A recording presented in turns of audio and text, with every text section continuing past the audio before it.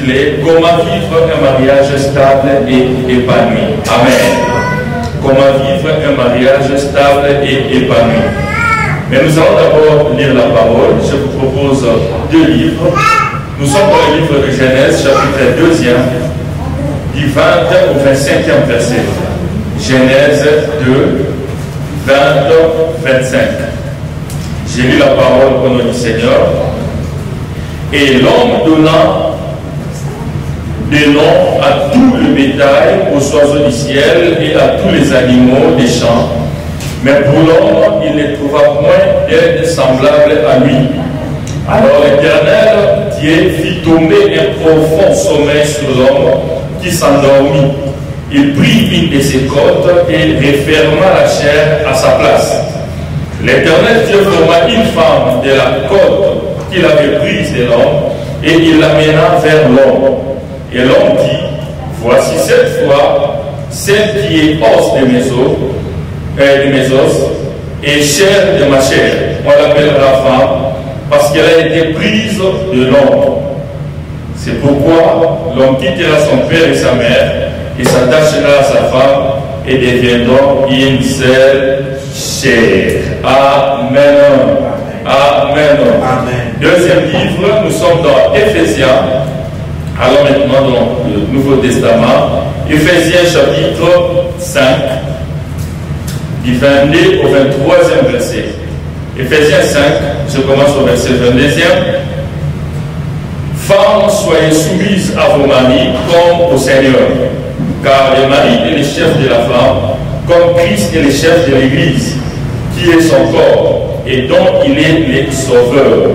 Or, de même que l'Église est soumise à Christ, les femmes aussi doivent l'être à leur mari en toutes choses.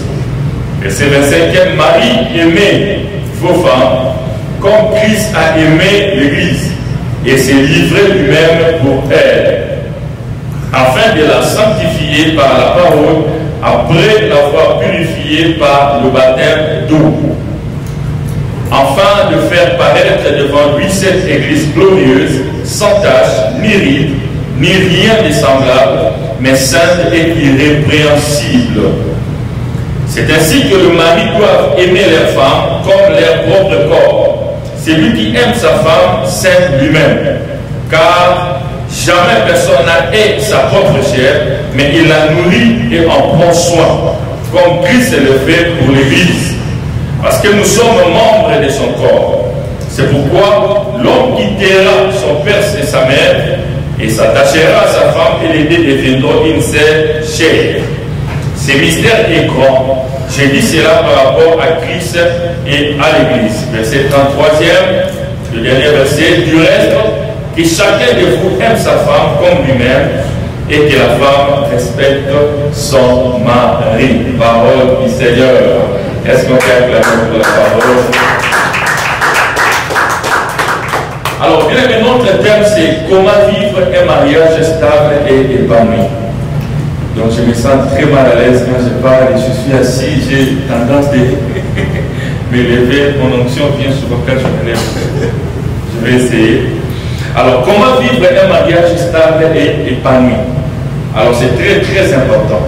Alors, d'entrée de jeu, j'aimerais déjà dire quelque chose de très, très important que nous devons retenir, et que lorsqu'on se décide d'entrer dans le mariage, lorsqu'on se décide de devenir marié, lorsqu'on se décide de changer de statut, la première des choses que tu dois mettre dans ta tête lorsque tu entres dans le mariage, tu dois enlever dans ta tête que tu es plus âgé que l'autre. Je vais l'expliquer. La deuxième des choses, il faut enlever dans sa tête que tu es plus intelligent que l'autre. La troisième des choses, il faut mettre dans sa tête qu'il faut enlever, que moi je sors d'une famille riche et stable, et puis l'autre, il faut enlever ça. Je vais l'expliquer. La quatrième chose, tu dois enlever dans ta tête que tu as beaucoup plus de diplômes que l'autre. C'est-à-dire, tu entres dans le mariage avec lui ou avec elle, mais dans ta tête, Tu te considères comme tu es plus intelligent, tu as plus de diplômes. Amène-moi des reprises. Excusez, tu es plus intelligent, tu as plus de diplômes que l'autre. Il faut déjà enlever ça dans ta tête. Je veux l'expliquer. La troisième ou la quatrième, je ne sais même pas, cinquième chose, il faut enlever dans ta tête que tu as un niveau spirituel plus que l'autre. Alors, si tu entres dans le mariage déjà, avec ces choses-là dans ta tête, sache qu'il te sera déjà difficile de bâtir un mariage stable et équilibré. Il te sera déjà difficile de bâtir un mariage stable et épanoui. Pourquoi? Parce que dans ta tête déjà, tu te considères comme plus que l'autre. Tu te considères déjà au-dessus de l'autre. Or, dans le mariage, nous sommes appelés à nous compléter. Alors, si tu as des gens dans ta tête que toi tu es plus intelligent, tu as plus de diplômes, tu as plus ceci que l'autre, il te sera très difficile de prendre en considération les conseils, le remarque et les apports de l'autre. Pourquoi? Parce que toi tu te décides, tu te places déjà au-dessus. Voilà pourquoi Jésus-Christ est lui qui est notre mari, nous sommes l'église. Il a dit, je ne vous appelle pas serviteur, mais je vous appelle ami. C'est-à-dire, Jésus-Christ n'a pas voulu se placer au-dessus de nous pour que notre relation soit équilibrée. Il a dit, je vous appelle ami. C'est-à-dire, nous sommes amis. C'est ça, lorsqu'on entre dans le mariage, tu dois déjà considérer l'autre comme ton ami, comme ton égal. Et cela va te permettre, ou va vous permettre maintenant de bâtir un foyer stable et équilibré. Mais si tu te places déjà au-dessus, tu lèves déjà ta barre au-dessus de l'autre, il te sera difficile de prendre en considération son conseil, le remarque, les apports qu'on va faire. Et comme conséquence, votre mariage sera déséquilibré. Le mariage ne sera pas équilibré ni épanoui. Parce que tu ne prends pas en considération les apports. À chaque fois qu'elle viendra, à chaque fois qu'il viendra, il dira quelque chose. Toi dans ta tête, moi je suis plus intelligent, pas comme ça, on ne fait pas ça comme ça. Donc tu auras comme l'impression que toi tu connais plus que lui. Et c'est très dangereux. Lorsque Dieu place une femme à tes côtés, c'est pour qu'elle soit inerte. L'homme également est là pour apporter quelque chose dans ta vie, dans ta femme. Alors quand tu entres dans le mariage, enlève tes galons. Prends la barre, descends la barre au niveau de l'autre. Considère l'autre comme ton ami, avec qui vous partagez tout, de toutes les façons vous partagez tout. Amen. Vous partagez les êtres. Alors, j'entre maintenant dans les vifs du message. Mais avant cela, je voudrais d'abord expliquer stable et épanoui. C'est très important. Quand nous disons vivre un mariage stable, c'est-à-dire le mot stable veut dire qui n'est pas, qui ne change pas, qui ne disparaît pas facilement. C'est-à-dire qui demeure pour toujours, qui est constant. C'est très important. Quand on dit qu'il y a un mariage stable, c'est un mariage équilibré et qui est constant et qui demeure pour toujours. Alors quand nous disons épanoui, ici ça prend plus la forme de la réussite. C'est-à-dire un mariage équilibré, un mariage constant, c'est un mariage qui connaît l'épanouissement. C'est-à-dire un mariage qui réussit. Un mariage qui atteint son objectif.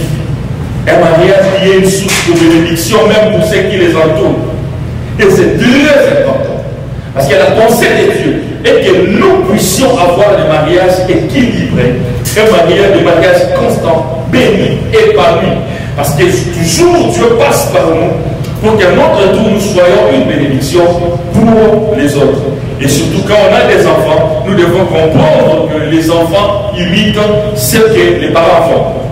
Amen. C'est-à-dire quand vous avez un foyer équilibré, épanoui, stable, les enfants voient. Vous aimez déjà quelque chose dans leur vie sans que vous leur disiez. C'est-à-dire qu'ils vous observent seulement. Ils regardent la complémentarité, la complicité, l'équilibre qu'il y a dans le foyer. Vous mettez déjà quelque chose dans leur tête et ils vont grandir. Amen. Alors, maintenant pour bâtir, en tout cas c'était une équation, je vous dis, parce que les temps que nous avons et les choses que nous devons en principe partager Ça, c'est pour un séminaire. Mais nous allons faire l'effort de dire l'essentiel aujourd'hui et voir par la grâce de Dieu si nous pourrons organiser la deuxième partie, peut-être le mois prochain, selon que le Saint-Esprit va nous conduire. Mais nous allons essayer, parce qu'on veut aussi laisser la place à quelques questions, c'est important. Alors si tu nous suis en ligne et que tu as une question, tu peux écrire. Il y a quelqu'un qui va voir ta question et il va nous la transmettre. Amen. Alors, pour bâtir un mariage équilibré, pour bâtir un mariage stable, nous devons comprendre une chose. Le verset que nous venons de lire nous dit clairement que c'est Dieu qui a créé le mariage. C'est Dieu qui est le fabricant du mariage. Le mariage ne commence pas par toi. Le mariage, ce n'est pas ton idée. Le mariage a été conçu, créé, fabriqué par Dieu. C'est-à-dire que tu ne peux pas bâtir un mariage équilibré. Tu ne peux pas bâtir un mariage stable. Tu ne peux pas bâtir un mariage épanoui si Dieu n'est pas au centre de votre couple. La première des choses pour bâtir un mariage heureux, pour bâtir un mariage stable et épanoui, vous devez mettre Dieu au centre de votre foyer. Vous devez mettre Dieu au centre de votre couple. Dieu doit occuper le milieu de votre couple. C'est alors qu'il y aura de l'équilibre dans votre foyer. Beaucoup de foyers souffrent aujourd'hui parce qu'ils tentent de diriger leur mariage selon leurs propres pensées. C'est comme si ce sont eux qui ont fabriqué cela. Non. J'ai un exemple que je donne souvent quand je prêche au mariage et j'aime beaucoup cet exemple. Nous avons tous des véhicules ici. Moi j'ai ma Dodge qui est dehors. Quand j'ai acheté Dodge m'a dit ceci, que si tu veux conduire, tu dois t'asseoir ici, devant, la chaise du devant à gauche. Et puis devant toi, il y a le volant. Tu vas t'asseoir là. Et en dessous là-bas, il y a deux pédales. Il y a les freins, il y a l'accélérateur. Et il m'a dit, ici, on appelle ça réservoir. Tu vas mettre de l'essence. C'est ma propre voiture. Je l'ai achetée. Mais si je vais garder cette voiture pendant longtemps, et si je veux très bien conduire cette voiture, je dois suivre les instructions du fabricant. C'est-à-dire, là où tu m'as dit que tu dois mettre les carburants, si moi je mets de l'eau, je tue la voiture, même si c'est ma propre voiture. Il m'a dit, si tu veux conduire, tu dois t'asseoir ici. Si moi je refuse de m'asseoir à la première chaise de la gauche, je veux m'asseoir derrière, je vais conduire, j'aurai des problèmes, je ne saurais pas conduire. C'est ma propre voiture. Ta voiture, c'est ta propre voiture. Mais si tu ne suis pas les instructions de celui qui a fabriqué la voiture, tu dis ici, on t'a dit, si on met huile de frein, toi tu dis c'est ma propre voiture, je n'ai pas besoin de mettre huile de frein, je l'ai acheté, d'ailleurs je l'ai acheté cash. Je ne mets pas huile de moi, comme je suis africain, je veux mettre huile de palme. Nous avons beaucoup d'huile de palme là-bas, je vais mettre huile de palme. Tu tues ta voiture. La même chose avec le mariage. C'est lui qui a fabriqué le mariage, nous a donné les instructions. Mais nous refusons de faire recours en lui. Voilà pourquoi les mariages sombrent. Voilà pourquoi le mariage ont de sérieux problèmes. Parce que nous refusons d'appeler Dieu, d'associer Dieu, de poser des questions à Dieu, lui qui maîtrise le mariage. Il maîtrise, il a créé le mariage et il nous a donné le mariage. Alors c'est à nous maintenant de comprendre que si ça ne marche pas, il y a des fabricants quelque part. Alors pourquoi tu souffres dans ton foyer, pourquoi tu souffres dans ton mariage comme si c'est toi le fabricant? Il y a les instructions, il y a le menu. Quand tu achètes un appareil, quand tu achètes ta télévision, tu ouvres les cartons, il y a ce qu'on appelle le menu. Là, il y a les instructions que les fabricants donnent. C'est la même chose avec le mariage. Le créateur et le fabricant de mariage, c'est Dieu. Nous avons dit cela dans Genèse ici. C'est Dieu qui a commencé, qui a créé le mariage. Et l'apôtre Paul vient encore bien nous expliquer ça dans l'Éphésiens. Alors, qu'est-ce que le fabricant a dit? Le fabricant a dit, si tu veux avoir, si tu veux bâtir un mariage équilibré, un mariage stable et épanoui, apôtre Paul l'a dit ici, dans le verset 22 d'Éphésiens chapitre 5. Il a dit bien, il a dit, écoutez les secrets du fabricant. Si tu veux garder ton mariage pendant longtemps, si tu veux que ton mariage soit équilibré et béni, la première des choses, femme, soyez soumises à vos maris. Ça, c'est le conseil de celui qui a fabriqué. Il sait que si tu n'es pas soumise, le mariage ne marchera pas. Alors, toi maintenant, tu veux bâtir un mariage heureux sans la soumission. Ça, c'est autre chose, ce n'est pas le mariage. Le fabricant a dit, femme, soyez soumise. C'est comme je donnais l'exemple, le fabricant de ma voiture m'a dit, ici, tu vas mettre les carburants. Alors, moi, je refuse de mettre les carburants, mais je vais quand même garder cette voiture pendant longtemps. Moi, je refuse de conduire et de suivre l'instruction de celui qui a fabriqué, mais je vais quand même... Non, je veux souffrir. Nous souffrons des fois dans nos mariages simplement parce que nous refusons de suivre les instructions du fabricant. Le fabricateur du mariage, c'est Dieu. Il a dit, femme, soyez soumise. Écoutez, la soumission, ce n'est pas la domination. La soumission, ce n'est pas l'esclavage, oh, je suis devenu son homme. La soumission, c'est une instruction, voulais-je dire, du Seigneur. Dieu a dit, soyez soumis, c'est tout. La soumission, dans la soumission, nous voyons le sens d'écoute, de respect, la considération. C'est-à-dire, tu dois respecter, tu dois écouter et tu dois considérer ton mari. C'est simple que ça. Si nous voulons avoir un mariage équilibré, c'est ça les instructions du fabricant, bien aimé. Et qu'est-ce que les fabricants aussi disent? Il dit pour l'homme. Il dit, c'est pourquoi? C'est où? Verset 27. Marie, aimez vos femmes comme Christ a aimé l'Église. C'est encore ça l'instruction du fabricant. Il a dit à la femme d'être soumise, mais au mari d'aimer. Vous savez, quand Dieu te demande de faire quelque chose, c'est que Dieu sait que c'est difficile pour toi. Et il t'oblige, mais tu dois le faire bien qu'il est difficile. Voilà pourquoi beaucoup de femmes ont du mal à se soumettre, parce que c'est pas facile. C'est un combat. Mais Dieu a dit, sois soumise. Alors, la même chose pour l'homme. Dieu a dit, Marie, aimez vos femmes. Quand on dit mari, c'est au pluriel. Hein? Vos femmes aussi, c'est au pluriel. Cela veut dire un mari pour une femme. Ce n'est pas mari, aimez vos femmes. Mari n'est pas au singulier, puis femme au pluriel. Non. Tout ici, c'est au pluriel. Mari, beaucoup de maris, et puis beaucoup de femmes. Donc, un mari pour une femme. Amen. Je ferme la parenthèse. Très important. Amen. Parce que j'ai déjà écouté ces débats quelque part. La Bible dit Marie, aimez vos femmes. Donc, Marie peut avoir beaucoup de femmes. Non, même Marie, c'est au pluriel. On a mis S à la fin. Donc, beaucoup de maris, beaucoup de femmes, qui veut dire un mari pour une femme. Amen. Marie, aimez vos femmes. C'est important. Si vous voulez bâtir un mariage équilibré, Marie, tu dois aimer ta femme. Dans l'amour, dans cet amour-là, ah, j'ai envie de me lever. Dans cet amour-là, il y a ce qu'on appelle la considération. La considération est quelque chose de très important. Vous savez, j'ai parlé une fois avec une maman, elle m'a dit, pasteur, moi quand mon mari vient, mon mari me dit, chérie, tu sais que je t'aime, je sais déjà ce qu'il veut. C'est-à-dire, si mon mari vient, c'est ma chérie, tu sais que je t'aime, je sais déjà. Et ma réponse est toujours, attends d'abord que les enfants dorment, mais je sais ce que tu veux. Donc jamais son mari lui a déjà dit chérie, je t'aime. Non. Quand il dit mari, chérie, tu sais que je t'aime, c'est qu'il a des projets. Il a des projets. Amen. Oh, dans l'amour ici, c'est la pensée du Seigneur. Quand la Bible dit Marie, aimez vos femmes, cela veut dire Marie, considère ta femme. Considère. C'est quoi la considération dans les foyers? La considération, c'est quoi? Moi, je suis papa.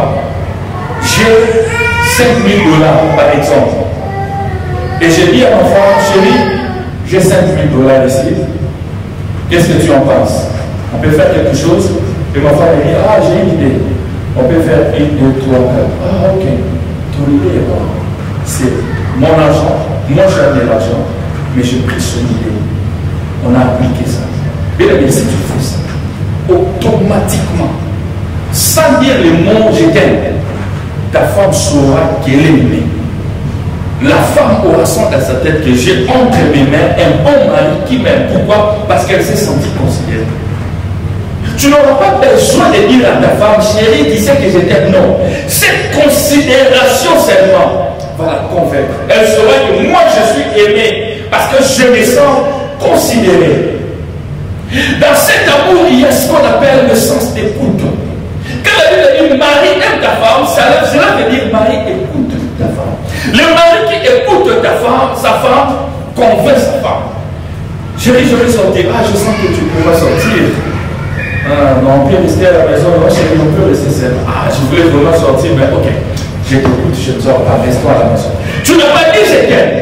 Mais la femme, dans son cœur, elle sait que je suis aimé. J'ai un homme qui m'écoute. Et c'est très important. Dans cet amour-là, il y a ce qu'on appelle le respect. La femme veut être respectée.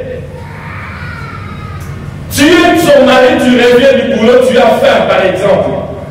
Tu dis chérie, je faim, est-ce que je peux manger? Ta chérie dit oh que je prépare quelque chose pour toi. Ok, c'est bon. Mais quand tu rentres, tu dis, tu ne me vois pas. Tu ne sais pas que quand je reviens du boulot, j'ai faim. Quelle brutesse. Eh, je peux avoir de l'eau? Non. Chérie, je peux avoir de l'eau. Ce sont des petites choses, mais qui marquent l'autre. Lorsque ta femme se sent respectée, elle se sentira aimée. Amen. Amen. Amen les mamans. Est-ce que les mamans peuvent acclamer pour le Seigneur?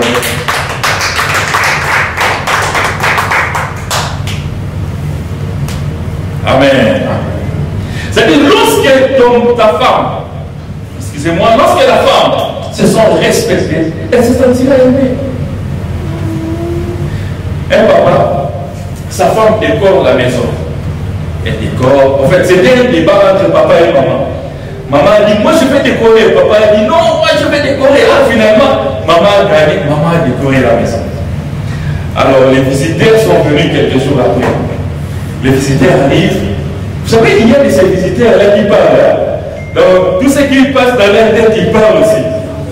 Alors, la femme dit, ah, les visiteurs sont venus, c'était aussi un couple.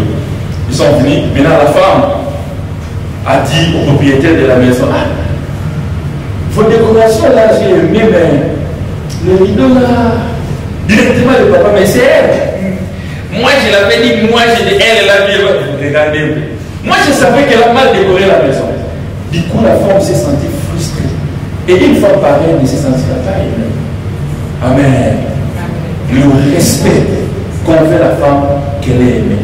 Tu n'auras pas besoin de dire chérie, je t'aime. Moi, je dis souvent, les hommes qui disent chérie, je t'aime, tu sais que je t'aime, tu sais que je t'aime, tu sais que ce sont des vrais micros, des vrais savants. Amen. Excusez-moi. C'était juste pour blaguer. Mais c'est ça. Il y a des ça. La Bible dit dans Jean 3,16. Quand Dieu a tant aimé le monde qu'il a, il a aimé le monde, il a donné, il a posé les actes. Pour convaincre l'autre que tu l'aimes, tu n'as pas besoin de lui dire. Pose seulement l'acte qui va le convaincre que tu l'aimes. Par le respect, la considération et l'essence d'écoute. Amen. C'est-à-dire, si tu veux avoir un mariage stable et épanoui, bien aimé, tu dois associer Dieu. Tu dois écouter Dieu et tu dois appliquer ce que Dieu dit. Parce que c'est lui le fabricant du mariage. Mais souffre pas seul, comme si c'est toi qui as fabriqué le mariage. Si tu sens que vous êtes déjà en retard, vous avez déjà connu tellement de problèmes et que la prière n'aura plus sa place, associe même les hommes de Dieu, qu'ils viennent vous aider. C'est possible qu'on reparte à zéro avec Dieu, mais sur de bonnes bases. Amen. Amen. C'est très très important. Alors, deuxième chose, si tu veux bâtir un mariage stable et épanoui, amen. Si tu veux bâtir un mariage stable et épanoui, c'est toujours important de se connaître et de connaître son partenaire. Amen. Amen. Amen. C'est toujours important que tu puisses te connaître toi-même, comment est-ce que tu fonctionnes, et puis connaître comment est-ce que ton partenaire fonctionne. C'est important. Tu ne peux pas bâtir un mariage heureux, réuni et stable si tu ne te connais pas et si tu ne connais pas ton partenaire. Vous devez vous connaître. Tu dois connaître ton partenaire. Tu dois aussi te connaître. Comment est-ce qu'il fonctionne? Et comment est-ce que moi je fonctionne? Et comment nous pouvons mettre ensemble nos fonctionnements pour qu'il y ait équilibre dans notre foyer? Amen. C'est très très important. Alors, la connaissance, comme je l'ai dit, joue un rôle très important dans tous les domaines de la vie. Mais dans les cas d'espèce, dans les cas sous examen, la connaissance de soi te permettra de savoir comment te comporter dans le mariage. Et la connaissance de ton partenaire va aussi t'aider à bien avancer sur le chemin de la vie conjugale. Parce que je te connais, je sais ce que tu aimes, comment est-ce que tu fonctionnes, je saurai comment te venir en aide, comment t'orienter et comment nous pouvons former un mariage éternel. Beaucoup de couples souffrent aujourd'hui parce qu'ils ne se connaissent pas. Si tu ne connais pas ta femme, ou ta fiancée, la femme que tu vas épouser demain, si vous ne vous connaissez pas, vous aurez de sérieux problèmes de bâtir un mariage équilibré. Vous aurez de sérieux problèmes de bâtir un mariage heureux. Tout commence par la connaissance de soi et la connaissance de l'autre. Si tu connais ton fiancé, tu connais ton mari, tu connais ta fiancée, tu connais ta femme, tu sauras comment l'aider et à quel niveau. Et cela va vous permettre de bâtir, ou vous faciliter la tâche de bâtir un mariage heureux et équilibré. Mais il y a cette question importante à se poser toujours pour bien connaître l'autre. Il y en a beaucoup, mais je fais seulement 5, faute de temps. La première question, si tu veux connaître ton partenaire, tu veux connaître l'autre, il faut toujours lui poser la question. Quel était ton rêve quand tu étais enfant? C'est important. C'est quoi ton rêve quand tu étais enfant? Tu pensais se marier à qui? Tu pensais devenir qui? Ce sont des questions qui vont te permettre. Tu ne vas pas deviner là comme ça. Il aura peut-être du mal à t'expliquer comment est-ce qu'il fonctionne, mais par ces questions, tu peux connaître toi-même qui il est et à quel niveau l'aider. Peut-être qu'il a fait le rêve de devenir Messie l'abbé, par exemple, de l'église catholique. Alors une personne pareille se retrouve dans le mariage, j'aurai des sérieux problèmes, parce que dans sa tête, depuis son enfant, je veux vivre seul. Alors écoute, il va te marier à un homme égocentrique, un homme égoïste, tout autour de lui. Parce que dans sa tête, depuis qu'il était enfant, moi je veux vivre seul. Pose-lui la question, tu pensais devenir qui? Peut-être qu'il n'est pas à l'aise sur sa peau parce que quand il était enfant, il pensait devenir un militaire. Du coup, il se retrouve papa, il est cordonnier. Donc, il va voir avec son rêve d'enfance et cela va affecter sa vie, d'une manière ou d'une autre. Alors, si tu as la connaissance de ces éléments-là, en tant que femme ou en tant que mari, tu sauras à quel niveau l'aider. Connaître son partenaire est très important. La deuxième question qu'il faut toujours poser, c'est: as-tu déjà été blessé? Vous savez, dans les couples, il y a des maris blessés, il y a des femmes blessées. Alors vous vous retrouvez dans le mariage, la femme vient avec ses blessures, ou l'homme vient avec ses blessures. Vous n'avez jamais eu le temps de parler sur ces blessures intérieures. Tout ce que toi tu constates, tout ce que toi tu remarques dans le mariage, c'est les mauvais comportements. Et toi tu te comportes comment? Pourquoi tu es comme ça? Pourquoi tu es comme ça? Même tu ne sais pas peut-être qu'il a des blessures ou elle a des blessures. C'est à cause de ces blessures-là ont forgé, ont changé sa façon de fonctionner et de se comporter. Alors si toi tu ne les connais pas, tu veux toujours attaquer les effets secondaires. Oh! Il y a une cause qui se cache quelque part. Il y a des gens comme ça. Peut-être qu'une jeune fille, elle était blessée quand elle avait 13 ans, elle a connu ceci, cela. Bon, elle n'en parle pas, elle garde ça dans son cœur, mais elle est blessée. Alors, lorsqu'elle vient dans le mariage, elle n'a peut-être pas la facilité de parler. Mais si elle trouve un climat d'amour, de paix, et une personne qui lui pose des questions en fait amour, elle peut souffrir. Et du coup, elle peut être guérie, et puis votre mariage sera épanoui. Mais les comportements que toi tu es en train de figer là, ce n'est pas ça le vrai problème. C'est très difficile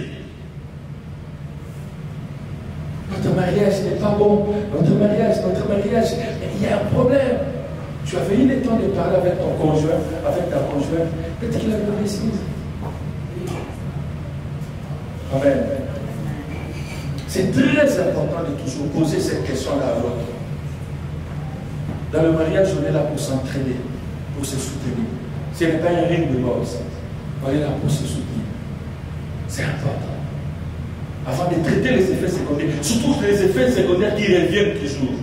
La personne peut dire, ok, je vais changer. Mais tu te rends compte qu'elle ne change toujours pas. Comprends qu'il y a quelque chose qui se cache. Il y a un anguille sous roche, comme les Français disent. Il y a quelque chose qui se cache. Il faut découvrir la chose et régler ça pour que les effets secondaires aussi disparaissent. Amen. Alors, quand tu poses cette question-là de blessures intérieures, il faut lui demander quand est-ce que tu as dit, oh j'étais blessé, quand, comment, relate-moi un peu. J'ai déjà assisté à une scène comme ça, la personne n'arrive pas à parler, elle commence directement à pleurer. Tu sens combien elle a fait de douleur dans son cœur. Tu sens qu'elle a fait de blessures, de douleur. Mais personne ne savait. Pendant la guerre d'âme, on parle, c'était quoi, c'était comment. Directement, elle commence à pleurer. Et il y a des gens comme ça. Il y a des foyers qui souffrent à cause de ça. Alors toi, tu n'as pas posé la question à l'autre. Toi, tu vois seulement son comportement. Vous êtes amis. Lorsque tu sens que ça ne marche pas, dis viens un peu. On a déjà eu le temps de régler ces problèmes, mais ça revient toujours. Ok, raconte-moi un peu ton histoire. Vous êtes né à combien? Papa était comment? Maman était comment? Tu as été blessé? Quel genre? Oh non, maman était morte, on était enfant, et c'est notre marâtre qui prenait soin de nous. Mais j'ai vécu beaucoup d'injustice, et cela a façonné, a changé ma vie. Je n'ai plus l'amour, je le plie, je le plie, je le plie, je le plie. Ah, ok. Ben, moi, je connais quelqu'un qui peut réparer ça. Il s'appelle Jésus. Moi, je suis ton mari, moi, je suis ta femme, je suis là pour toi. S'il y a quelqu'un qui t'avait blessé, sache qu'il y a aussi quelqu'un qui peut réparer ça. Ta vie ne peut pas s'arrêter par ces blessures. Les choses peuvent changer. Est-ce que tu crois à ça? Tu prends le temps de prier. Tu associes un nom de Dieu. Vous priez. Du coup, la joie, l'équilibre rentre. Vous vous querellez sur les choses superficielles et vous laissez les choses importantes. Parce que vous ne prenez pas le temps de poser à l'autre les questions sérieuses. Le mariage, ce n'est pas seulement tu vas t'habiller comment. Les jours de mariage, c'est comment. Tu aimes quelle robe, tu veux quel soulier, quelle salle, les invités. Il y a des choses importantes et sérieuses. Dites Amen. Gloire au Seigneur. Il y a encore une autre question. Je dis il y a 5. Je prends 3. Tu peux lui poser. Y a-t-il quelque chose dont tu as peur? Il y a des gens comme ça. Ils se retrouvent dans le mariage, mais il a peur. Je parlais à un homme. Il était tellement jaloux avec J majuscule, au point où la femme n'était plus à l'aise. Même si la femme va au marché, vous savez, en Afrique là-bas, au marché. En Haïti aussi, on va au marché là. Oui, on va au marché. En Haïti aussi, marché. Alors, même si la femme est au marché, le mari appelle. Oh Dieu, je suis au marché. Il y a une voie là, papa. C'est le marché, les gens parlent à gauche ou à droite, j'ai dit seul. Le mari avait peur, très peur, trop même. Jusqu'à ce que la femme riposte à l'église. On parle avec l'homme, c'est quoi ton vrai problème? Oh non, c'est ma femme, je dois. Non, j'ai dit oui, je sais que c'est ta femme. Mais j'ai comme l'impression que là, c'est too much. Est-ce qu'on peut parler calmement? Et c'est par là qu'on a compris que l'homme avait une fille qu'elle proposait. Elle avait une fiancée. La fiancée a été enlevée par un autre homme. C'est-à-dire qu'il était en relation avec elle, mais ne sachant pas que la fille sortait avec un autre homme. Finalement, il était surpris. Toi, t'as proposé, mais on t'apprend que tu connais ta proposé là, elle s'est mariée aujourd'hui. Et depuis lors, quand il s'est engagé avec la sœur, il ne voulait plus la laisser tranquille. C'est-à-dire qu'il avait peur de quelque chose. Il y a des gens qui ont peur comme ça. Il y a des femmes qui ont connu des problèmes comme ça. Et elles ont peur. Alors pose la question, tu as peur de quoi? Ou non? Peut-être qu'elle va ouvrir son cœur. Peut-être qu'elle va ouvrir son cœur pour lui dire, te dire clairement que non, j'ai connu des problèmes, des déceptions. Et j'ai peur, je ne veux pas investir sur quelqu'un qui va me fuir. Ah, écoute, moi je vais te rassurer une chose. Moi je ne suis pas celle-là. Ou bien moi je ne suis pas celle-là. Moi, je suis venu pour que nous puissions bâtir notre foyer ensemble. Moi, je t'aime. Je t'aime pas pour ce que tu as, mais je t'aime tel que tu es. Alors, si tu avais connu des problèmes comme ça, moi, je peux te rassurer. Et moi, je suis là à tes côtés. Ne sois pas paniqué. Ne sois pas. Sois posé. C'est une meilleure façon de gagner son cœur. Du coup, tu enlèves la peur de votre foyer. Il y a des discussions dans la famille, dans les couples, à cause de la jalousie. La femme, tu exagères, je ne suis plus à l'aise, je sors, tu appelles, tu appelles. Le mari, la même chose, je ne suis pas à l'aise, à chaque fois quand je sors, tu m'appelles. Vous chamaillez, vous battez pour rien. Il y a un problème qui se cache. Il y a leur peur qui a gagné le cœur de quelqu'un quelque part. Si vous ne réglez pas ce problème-là, vous ne serez pas à l'aise. C'est-à-dire, c'est lui ou celle qui t'appelle là a peur que tu puisses partir. Parce qu'il a connu ça déjà. Et c'est très important de toujours poser la question et savoir s'il a peur de quelque chose. Depuis qu'on est ensemble, nous avons 5 ans, 6 ans de mariage. Mais j'ai comme l'impression que tu n'es toujours pas sûr que je suis là pour toi. Tu as peur de quoi? Rassure-moi, parle-moi. Et vous prenez le temps de parler. C'est important. Et il y a aussi une autre question importante de savoir. Pose-lui toujours la question. Tu aimes manger quoi? Et puis tu aimes quelle couleur? C'est important. Un jour, une maman nous dit, pasteur, je n'ai jamais vu un monsieur qui mange que de la viande. Mon mari aime la viande de bœuf. Donc lui, il peut manger ça du 1er au 30. J'ai dit, mais oui, c'est ce qu'il aime. Parce qu'il aime ça. Il faut lui donner ça. C'est-à-dire, il faut chercher à savoir qu'est-ce que l'autre aime manger. Et c'est quoi la couleur préférée. C'est toujours important. Tu peux décorer la maison, tu décores très bien la maison, l'homme vient, ce n'est pas le couleur qu'il aime. Il ne fait même pas attention. Moi j'ai décoré, je me suis parti pour décorer la maison, mais toi, ok, c'est bien. Ah, tu dis seulement c'est bien, non, parce qu'il n'est pas attiré par cette couleur-là, ce n'est pas sa couleur préférée. Et c'est important de comprendre. Ah, quand tu vas mettre ensemble ces choses-là, ça va te donner les éléments. Tu auras une idée sur la personne avec qui vous êtes marié ou la personne avec qui vous voulez vous marier. Alors tu sauras maintenant comment te comporter et puis comment le traiter. Tu sais qu'il avait peur, commence maintenant à le rassurer. Avant qu'il appelle toi-même, tu appelles. Chérie, ça va? Je suis ici avec nous. Ah, ok. Donc tu le rassures. Parce que tu comprends son problème. Amen. Amen. Si vous avez des questions, il faut écrire ça déjà quelque part, parce que bientôt là, on va poser des questions. Alors, troisième point, pour connaître quelqu'un, c'est important dans le mariage d'avoir ce qu'on appelle les dialogues. Les dialogues est très important.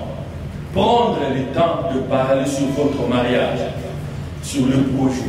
C'est important les dialogues. Les dialogues vont te permettre de connaître suffisamment l'autre, ce qu'il pense, ce qu'il a dedans de lui.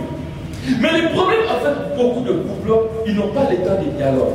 C'est quand ça flamme que l'autre commence à sortir les choses sur la colère. Derrière ces jours-là, derrière ces jours-là, derrière ces jours-là. Mais pendant tout ce temps, on n'a pas le temps de dialogue. Tu ne m'as jamais dit ça. Tu sors ça quand tu es fâché. Et toutes les paroles que tu sors sous la colère n'auront pas d'effet dans la vie de l'autre. Parce qu'il considère ça comme la colère. Non, moi aussi, je m'en fous. Mais quand vous prenez le temps de dialogue, de parler ensemble, calmement, un sujet après un sujet, ça va vous aider, ça va vous permettre de bâtir, n'est-ce pas, un mariage béni, un mariage équilibré et un mariage épanoui. J'ai dit ceci, le dialogue dans le couple est l'une des clés pour assurer une relation durable.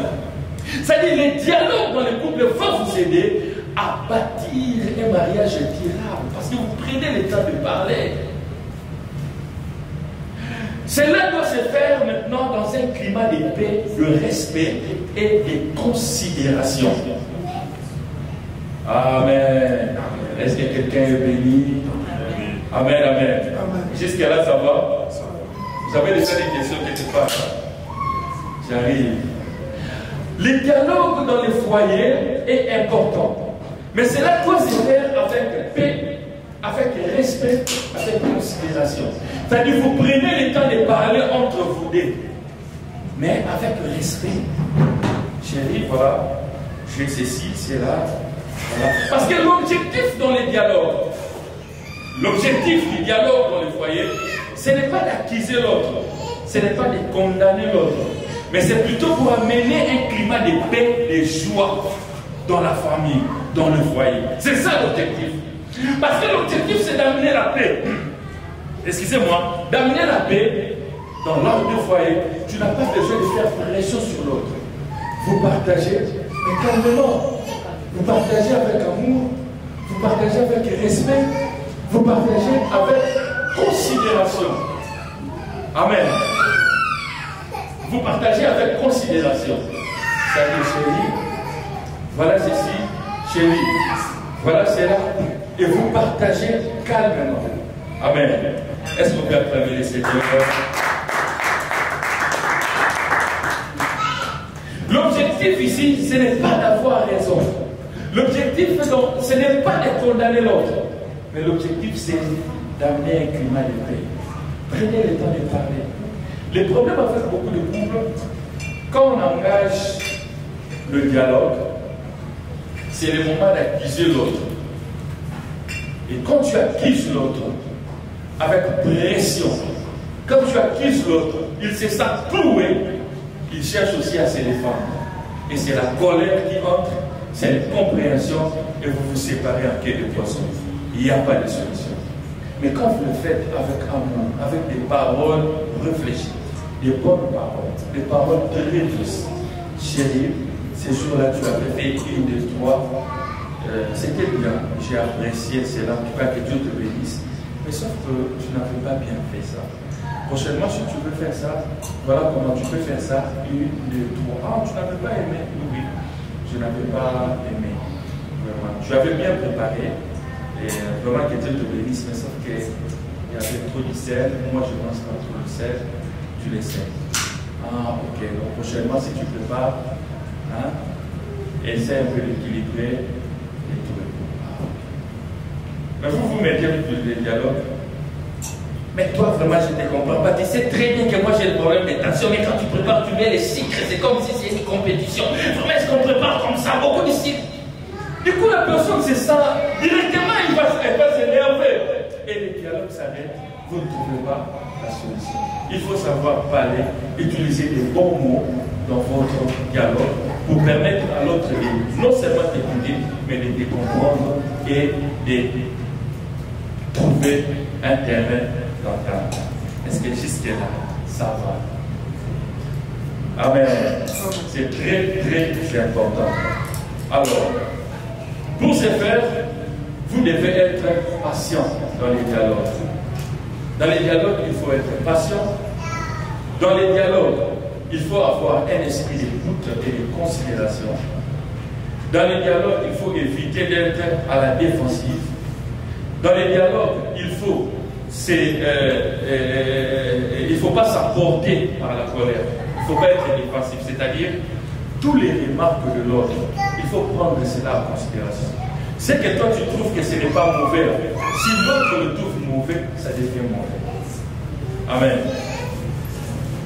Quand ton mari, ton partenaire te dit que ce que tu fais là est mauvais, même si pour toi ce n'est pas mauvais, parce que l'autre a dit que c'est mauvais, c'est que c'est mauvais, il faut arrêter. C'est très très important. Ne sois pas à la défensive. C'est-à-dire tout ce qu'on t'apporte comme remarque, toi tu ne fais que te défendre. Oh, tu sais que ce jour-là, tu as fait si j'avais fait ça, c'était parce que toi aussi. Non, ne sois pas à la défensive. Considère ce que l'autre t'apporte comme remarque.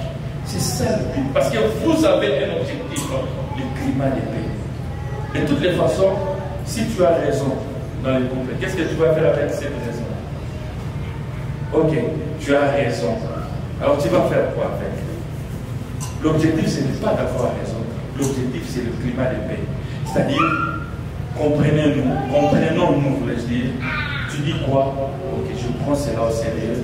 Je prends cela. Et à la fin, vous prenez les temps de la prière, vous priez ensemble. Et cela va vous aider. C'est le point par lequel nous allons citer pour ce soir. Comme je l'ai dit, il y a beaucoup de points, mais on n'a pas le temps parce qu'il y a quelques questions aussi à nous allons répondre. La prière dans le couple. Si vous voulez bâtir un mariage équilibré, vous devez instaurer un système de prière. C'est toujours important de prier à deux. C'est très très important. Vous n'avez pas besoin de faire 1 heure du temps dans la prière. Vous n'avez pas besoin de faire 45 minutes, même 10 minutes seulement. Mais vous respectez cela chaque jour. Vous vous donnez la main. Vous priez pour vous priez pour votre couple. Ça va beaucoup vous aider. Vous n'avez pas l'idée ce que la prière peut apporter comme bénéfice dans votre foyer. Je l'ai dit dans mon introduction. Le fabricant du mariage, c'est Dieu. Et lorsque vous allez instaurer la vie de prière dans votre foyer, vous aurez un foyer équilibré et béni. Pourquoi? Parce que quand vous priez ensemble, la prière impose la vie de l'unité dans les couples. Parce que vous priez maintenant pour le même sujet. Du coup, cela vous impose la vie d'unité. Vous serez unis. La prière amène la compréhension. Parce que vous priez ensemble, du coup l'autre va facilement aussi te comprendre. Et facilement tu peux soutenir l'autre, facilement tu peux vous soutenir. Et la prière vous permet de fermer toutes les portes du diable. Parce que le diable rôde autour du mariage pour les détruire. Mais quand vous priez à Dieu, vous allez vous soutenir, vous allez fermer toutes les portes, que vous aurez un mariage équilibré et épanoui. Amen. Amen. Comme je l'ai dit,